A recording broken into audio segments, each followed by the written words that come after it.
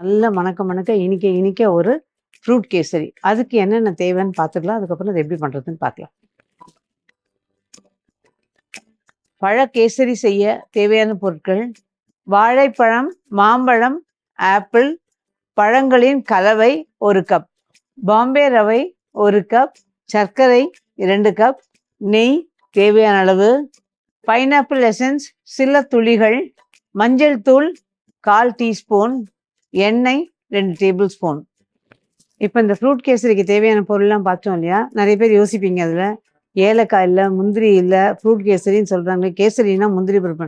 இந்த கேசரிக்கு பொதுவாக நான் வந்து வீட்டில் பண்ணும்போது முந்திரி பருப்பு இதெல்லாம் ரொம்ப சேர்க்க மாட்டேங்க. ஏன்னா அந்த முந்திரி இந்த பழம் வந்து கடிப்படும் போது சாஃப்டாக கடிப்படும், முந்திரி கொஞ்சம் சர்க்குன்னு கடிப்படும். அதனால் இது கொஞ்சம் யோசிப்பேன். பிரியப்பட்டவங்க நீங்கள் வந்து அந்த முந்திரி பருப்பு சேர்த்து பண்ணிக்கலாம். ஏலக்காய் இதுக்கு வேண்டாம்.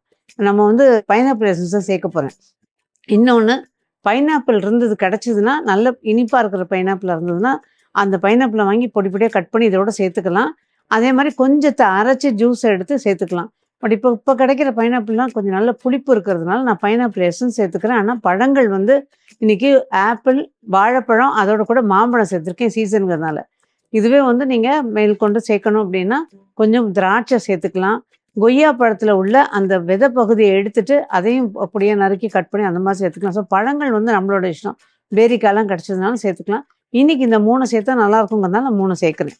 இப்போ இதுக்கு வந்து முதல்ல கொஞ்சம் எந்த ஸ்வீட் பொதுவாக இந்த மாதிரி அல்வாலாம் கிளறும் போது நான் கொஞ்சம் எண்ணெய் சேர்த்துக்குவேன். எண்ணெய் வேண்டாம்னு நினைக்கிறவங்க நீங்கள் முழுக்க நெய் பண்ணிவிடுங்க. ஆனால் நான் கொஞ்சம் எண்ணெய் சேர்த்து தான் இதை செய்வேன் எப்போவுமே. ஏன்னா அந்த தளதளப்பு கொடுக்குங்கிறதுக்காக, உரைய விடாமல் தளதளப்பு கொடுக்கும் அந்த எண்ணெய் சேர்த்தோன்னா. அதனால் அதை சேர்த்துக்குவேன். சக்கரை பொங்கல்லேருந்து எல்லாத்துக்குமே கொஞ்சம் எண்ணெய் விட்டு தான் அது இது பண்ணிப்பேன். அடுத்தது நெய். அதே மாதிரி இது ரோஸ்ட் பண்ண வறுத்த ரவையாக இருந்தாலும் இந்த எண்ணெய் நெய் கலவையில் ஒரு தடவை நல்லா வறுக்கும் போது உங்களுக்கு நல்ல ஃப்ளேவர் கொடுக்கும். அதனால் திரும்ப ஒரு தடவை அதை வறுத்துருவோம். இப்போ இது எண்ணெய் நெய்யை ஊற்றிருக்கோம் இல்லையா? இதில் வந்து இந்த ரவையை அதில் சேர்த்துடலாம். காயணும்னு வெயிட் பண்ணணும்னு அவசியம் கிடையாதுங்க. நம்ம முன்னாடியே போட்டுடலாம்.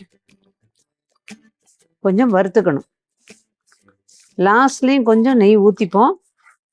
இந்த பக்கம் 1 கப்பு ரவைக்கு 2 கப்பு சர்க்கரை எடுத்திருக்கேன். இந்த பக்கம் 1 கப்பு ரவைக்கு 3 கப்பு தண்ணி. அந்த 3 கப் தண்ணி எடுத்திங்கன்னா தான் கேசரி கொஞ்சம் சாஃப்டாக நல்லாயிருக்கும். உதிரியாக பண்ணுறதா இருந்தால் உப்புமாவுக்கு 1க்கு 2, கொஞ்சம் சாஃப்டாக இருந்ததுன்னா 1க்கு 2.5, நல்லா அப்படியே மெத்துன்னு இருக்கணும்னா 1க்கு 3, இந்த கணக்கில் தான் வைப்போம். அந்த 1க்கு 3 கணக்கு தான். இப்போ தண்ணி இந்த பக்கம் கொதிக்க வச்சுருக்கேன். இந்த பக்கம் ரவையை வறுத்துக்கிட்டு இருக்கேன். இந்த கொதிக்கிற தண்ணியில் இன்றைக்கி கலர் சேர்க்கறதுக்கு எல்லோரும் கொஞ்சம் யோசிக்கிறோம் இப்போல்லாம். அதனால் கலர் வேண்டாங்கிறதுக்காக துளி மஞ்சள் தூள் அதுதான் நான் சேர்க்க போகிறேன். இந்த தண்ணியில் அதை சேர்த்துருவேன். இளம் மஞ்சள் நிறம் தான் கிடைக்கும். அதில் நல்லாயிருக்கும். அது போதும் நமக்கு. அதுக்காக மஞ்சள் தூள் சேர்க்குறீங்களே, அந்த மஞ்சள் தூள் வாசனை வராதுன்னு கேட்டிங்கன்னா வராதுங்க. இதில் நம்ம அளவாக சேர்த்து அளவாக பண்ணுறோம். அதனால் இது கரெக்டாக இருக்கும். இது போக நம்ம 1/2 ஸ்பூனு 3/4 ஸ்பூனு மஞ்சள் தூள் சேர்த்தோன்னா அந்த மஞ்சள் தூளோட வாசனை அதிகமாக இருக்கும். குறைச்சி தீயில வச்சு ஓரளவுக்கு கொஞ்சம் நல்லா வறுத்துடலாம்.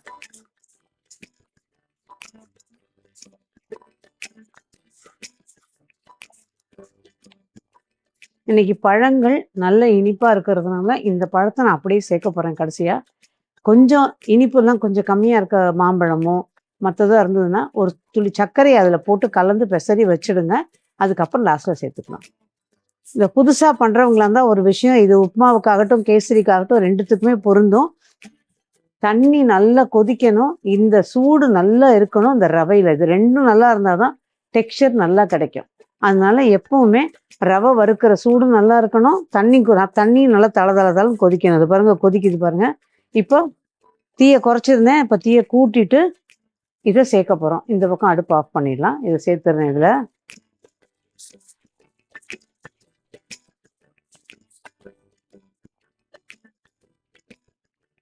அவ்வளோதான். இது கட்டி தட்டாது. ஹை ஃப்ளேமில் தான் வச்சு கிளறணும். அது பாட்டுக்கு இருக்கட்டும், கிளறுவோம். தீயை கொஞ்சம் குறைச்சிட்டு அதுக்கப்புறமா ஒரு 2 நிமிஷம் வேக போடுவோம். அப்போ மூடி போட்டு வேக போடுவோம். இப்போதைக்கு அது சேர்ந்து வரட்டும். அவ்வளோதான். இப்போ நான் தீயை குறைச்சிடுவேன். இப்போ பாருங்கள், இது கெட்டியாகிட்டே வருது. இது ஓரளவு கொஞ்சம் தளதளன்னு தாங்க இருக்கும். அந்த அளவுக்கு நம்ம தண்ணி ஊற்றிருக்கோம். அதில் இப்போ இது தீயை குறைச்சிருக்கோம் இல்லையா, இப்போ இதை ஒரு மூடியை போட்டுடலாம். இது மூடி போட்ட நிலையில ஒரு 3 நிமிஷம், ரொம்ப வேண்டாம், 3 நிமிஷம் வெந்ததுன்னா போதும் தாராளமாக. அதுக்கப்புறமா எடுத்து நம்ம சர்க்கரையும் சேர்த்துட்டு நல்லா கிளறிட்டு லாஸ்ட்ல தான் பழம் சேர்க்கணும். இப்போ இது வெந்துட்டு இருக்கும்போது இதில் சில வேரியேஷன்ஸ் பண்ணலாம் அப்படின்னு சொல்லலாம். இது நம்ம சாதாரணமாக பண்ணுற அந்த கேசரி அது நிறைய பேர் தெரிஞ்சிருக்கும். இருந்தாலும் அந்த செய்முறை பார்த்தீங்கன்னா அதுலேயும் இதே மாதிரி நான் என்ன பண்ணுவேன், எண்ணெயும் நெய்யும் கொஞ்சம் காய வச்சுட்டு ஒரு பக்கம் தண்ணி 1க்கு 3 தண்ணி வச்சுட்டு தண்ணி கொதிக்கிற நேரத்தில் இந்த பக்கம் வந்து முந்திரியும் அந்த ரவையும் சேர்த்து ஒன்றா வறுத்தணும். முந்திரியை வறுத்துட்டு அப்புறம் ரவையை சேர்த்து வறுத்தீங்கன்னு வச்சுக்கோங்க, முந்திரி செவக்க ஆரம்பிச்சிடும். அதனால் ரெண்டுத்தையும் ஒன்றாவே சேர்த்துட்டு நல்லா வறுத்துருவேன். நல்லா வறுத்ததுக்கு அப்புறமா தண்ணி வந்து 1க்கு 3 வைக்கிறோம் இல்லையா, அதுக்கு பதிலாக 1க்கு 2 தண்ணியும் 1 பாலும் வச்சுருவேன். ஸோ அந்த டேஸ்ட்டும் அந்த கலரும் நல்லாயிருக்கும். ஏன்னா நம்ம வந்து அந்த ஆர்டிஃபிஷியல் கலர் சேர்க்க போகிறது இல்லை, அதனால் கொஞ்சம் வெளுத்தாப்பில் இருக்குங்கிறதுனால சேர்ப்பேன். அதே மாதிரி திராட்சை சேர்க்க மாட்டேன். இது நல்லா இனிச்சு கிடந்து நல்லா சாப்பிட்டுட்டு இருக்க நேரத்தில் சக்குன்னு ஒரு புளிப்பு தெரியும் அந்த திராட்சையை கடிச்சோன்னா, அதனால் திராட்சையை சேர்க்க மாட்டேன். பிரியப்பட்டவங்க சேர்க்கலாம். அதுக்கப்புறம் இந்த தண்ணி கொதிச்சதும் தூக்கி ஊற்றி நல்லா கிளறிட்டு அது சேர்ந்து வந்ததுக்கப்புறம் சர்க்கரையும் ஏலக்காய் தூளும், அந்த ஏலக்காய் தூளுமே நம்ம வீட்டில் பொடி பண்ணி வச்சுருக்கிறது எப்படின்னா, ஏலக்காய் கொஞ்சமாக, ரொம்ப ஒரு துளி ஜாதி பத்திரி, கொஞ்சம் பச்சை கற்பூரம், இந்த 3ம் சேர்த்து நல்லா இது பொடி பண்ணி வச்சுக்கலாம்.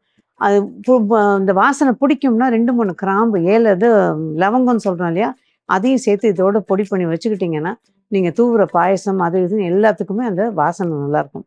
லாஸ்ட்டாக அதை தூவி கிளறினீங்கன்னா நல்ல ஒரு ஃப்ளேவர் கொடுக்கும். இப்போ இது நல்லா கெட்டிப்பட்டிருக்கு பாருங்கள், அந்த தண்ணியோட அளவுக்கு அது நல்லா சாஃப்டாக வந்து சேர்ந்து வந்திருக்கு. இப்போ இதில் நான் சர்க்கரையை சேர்த்துட்டு கிளறணும். சர்க்கரையை சேர்த்துருவோம். 1க்கு 2 சர்க்கரை, 1 கப்பு ரவை எடுத்தீங்கன்னா 2 கப்பு சர்க்கரை. அந்த சர்க்கரையோட விஷயத்தையும் ஒன்று உங்ககிட்ட பகிர்ந்துக்கணும். இதை கிளறிக்கிட்டே நான் இப்போ தீயை கொஞ்சம் தூண்டிக்கிறேன். பொதுவாக 1க்கு 2 சர்க்கரை அப்படின்னோடனே எல்லாரும் என்ன பண்ணுவோம், நிறைய வீட்டில் ஒரு விசேஷம்னா 1 கிலோ ரவையை வாங்கிட்டு அதுக்கு 2 கிலோ சர்க்கரை பண்ணுவோம். ஆனால் அது அளவு சரியாக வராதுங்க. அது என்னன்னா, சர்க்கரை வந்து 1 கிலோவுக்கு 5 அழாக்கு தான் இருக்கும், 5 டம்ளர் தான் இருக்கும். ரவை பார்த்தீங்கன்னா 1 கிலோவுக்கு 6லேருந்து 6.5 சமயத்தில் வந்து 6 டம்ளர் கூட வரும். ஸோ சர்க்கரை அந்த 1.5 கப்புக்கான சர்க்கரை குறைஞ்சிரும். அதனால நம்ம எவ்வளவு பண்ணாலும் ஒன்று ஒரு பாத்திரத்தில் ஒன்றா கொட்டிக்கிட்டு ஒரு பாத்திரம் ஃபுல்லாக வரா மாதிரி அளந்துக்குங்க, அல்லது டம்ளர் கணக்கு அளந்துக்கிட்டிங்கனாலும் அளந்துக்கிட்டு 1க்கு 2 மடங்கு சர்க்கரை சேர்த்துக்கோங்க. 1 கிலோவுக்கு 2 கிலோ சர்க்கரை அப்படிங்கிறது விகிதம் வந்து சரியாக வராது கிலோ கணக்கில் எடுத்தீங்கன்னா. ஸோ இந்த மாதிரி பண்ணும்போது தான் சர்க்கரையோட அளவு உங்களுக்கு கரெக்டாக இருக்கும். நிறைய விஷயங்கள் பார்த்தீங்கன்னா நிறைய அந்த கண்ணளவு அப்படிங்கிறதுக்கு வந்துடுவாங்க நிறைய பேர். பிரியாணியா நான் தாளித்தேன், கண்ணளவுக்கு தண்ணி ஊற்றினேன், ஒரு நாள் நல்லா உதிரியாக வந்தது, ஒரு நாள் குழஞ்சி வந்தது. இன்னை வரைக்கும் 10 கிலோ பண்ணால் கூட அந்த 10 கிலோ அரிசியும் ஒரு பாத்திரத்தில் கொட்டிடுவேன். அது எவ்வளோ வருதோ அந்த பாத்திரம் நிறக்க வரா மாதிரி ஒரு பாத்திரம் எடுத்து அதில் கொட்டிடுவேன். கொட்டிட்டு பிரியாணி தாளிக்கிற மாதிரி தாளிச்சுட்டு, ஒரு பாத்திரம் அரிசினா 2 பாத்திரம் தண்ணி அல்லது 1.25 பாத்திரம் தண்ணி, அதை கணக்கு வச்சுட்டு எவ்வளவு பண்ணாலும் அதை கணக்கு வச்சுட்டு ஊற்றுங்க. கரெக்டாக அந்த பதம் தப்பாமல் வரும். அதே மாதிரி தம் போடும்போது என்ன பண்ணுவாங்க, நிறைய பேர் தம் தானே போட்டிருக்கோம் அப்படின்னு விட்டுடுவாங்க. அதுவும் வேர்த்து வடிகிற தண்ணியில் குழையும். ஸோ தம்முக்கான டைமும் உங்களுக்கு கரெக்டாக இருக்கணும். எது பண்ணாலும் அந்த டைம் பார்த்துட்டு நம்ம பண்ணோம்னா கரெக்டாக இருக்கும். இப்போ இதுலேயும் பாருங்கள், கட்டி தட்டின மாதிரி இருக்குது, ஆனால் உடையும் அந்த கட்டி. இப்போ தீயத்து கொஞ்சம் தூண்டிக்குவோம். தூண்டிட்டு இந்த கட்டி வந்து உடையும், நல்லா கிளறி சேர்ந்து வரும்போது நம்ம அந்த பழங்களை சேர்க்கணும். பழம்லாம் சீக்கிரம் இதுலேயே வெந்து பைண்ட் ஆகிடும். நம்ம ரொம்ப முன்னாடி போட்டோம்னா கொஞ்சம் குழஞ்சா மாதிரி ஆகிடும். தீயை தூண்டி இருக்கேன், சேர்ந்து வரட்டும். எசன்ஸும் இதுக்கு வந்து பைனாப்பிள் தான் பொருந்தும். கிரேப் எசன்ஸோ அதுக்கப்புறம் ரோஸ் எசன்ஸோ இதுக்கு அவ்வளோ டேஸ்ட் இருக்காதுங்க. பழங்கள்லாம் போட்டால் இதுக்கு வந்து பைனாப்பிள் தான் சரியாக வரும். வெறும் பைனாப்பிளை போட்டும் கிளறலாம்.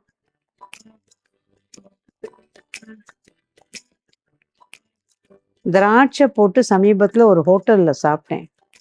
அப்போ இந்த கேசரியோட கலரே ஒரு மாதிரி வித்தியாசமாக இருந்தது. ஆனால் டேஸ்ட் வந்து எனக்கு அவ்வளவு இதுவாக படலை. இப்போ நான் கேட்கும்போது சொன்னாங்க, இது வந்து நாங்கள் திராட்சை போட்டு பண்ணியிருக்கோம். நாங்கள் திராட்சை போட்டு பண்ணால் நல்லா இருக்குது. அந்த திராட்சைக்குரிய இயல்பான புளிப்பும் அதில் இருக்கிறதுனால அது அவ்வளோ ரசிக்கலை. அதனால தான் சொன்னேன், பைனாப்பிள் ரொம்ப பிடிச்சிருந்தா இதோட சேர்த்து பண்ணால் நல்லா இருக்காது. பைனாப்பிள் அப்படி உங்களுக்கு வேறு வழி இல்லை, இந்த பைனாப்பிள் தான் இருக்குது அப்படின்னா, தண்ணியை நல்லா கொஞ்சமாக தண்ணியை கொதிக்க வைங்க. அதில் சர்க்கரையை போடுங்க. சர்க்கரை கரைஞ்சதும் பைனாப்பிளையும் போட்டு நல்லா முந்தின நாள் ராத்திரியே ஊற வச்சிடுங்க. சர்க்கரை தண்ணியில் அந்த பைனாப்பிள் ஊறட்டும். மறுநாள் நம்ம கேசரி பண்ணும்போது அதை சேர்த்துக்கிட்டோம்னா ஓரளவுக்கு அந்த புளிப்பு மறைஞ்சிரும்.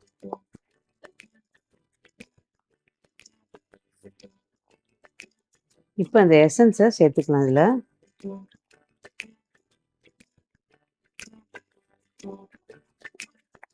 தீயை கொஞ்சம் குறைச்சிட்டு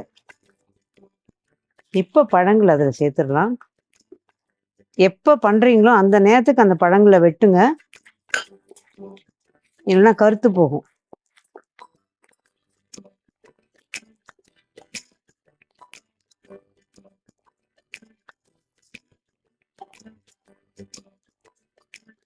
இப்போ பாருங்கள், இது நல்லா சேர்ந்து வர மாதிரி வந்தாச்சு. நீ கொஞ்சம் நெய் ஊற்றிடுவோம். இந்த தளதளன்னு இருக்குது பாருங்கள், இந்த மாதிரி தளதளப்பாக இருக்கும். கொஞ்சம் நேரம் ஆனோன்னா ஒரு துளி இருக்கும். இருக்குனோன்னா ரொம்ப அப்படியே இதுவாக கல்லாட்டம் ஆகாது, கொஞ்சம் தளதளப்பு இருக்கும். அந்த தளதளப்பு இருக்க மாதிரி தான் நம்ம இன்றைக்கி எல்லா அளவுமே போட்டிருக்கோம். இதில் கொஞ்சம் நெய் லாஸ்ட்டில், அந்த லாஸ்ட்டில் நெய் போடுறது தான் உங்களுக்கு அந்த ஃப்ளேவரும் டேஸ்ட்டும் நல்லாயிருக்கும்.